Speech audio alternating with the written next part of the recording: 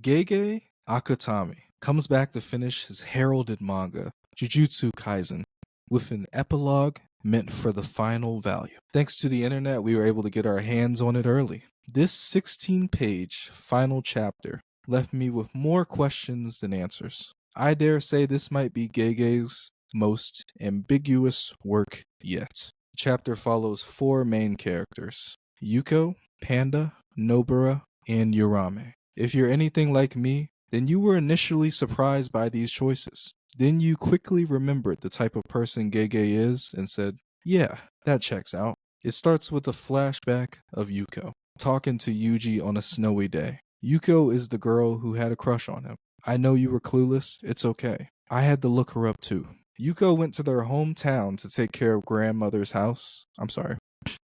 Her grandmother's house. Yuko went to their hometown to take care of her grandmother's house. And then she runs into Yuji, who coincidentally went home to take care of his grandfather's house. They chatted up a little bit.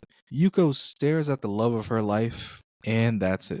It ends right there. Nobara says Yuji is close to being an adult, and that's all. We don't know if their meeting ended and he just said peace out, or they got married, or anything in between. If you're looking for clear answers, you won't find them here. So turn back now. Panda's story was unexpected. It's a flash forward from the present day, about 60 years into the future.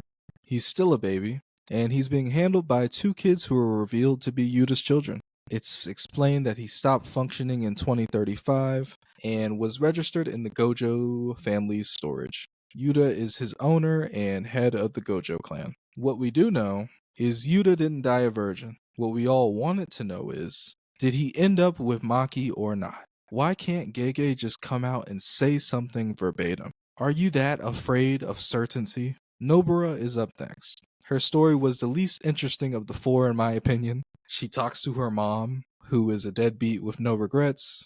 Her granny showed up in the end.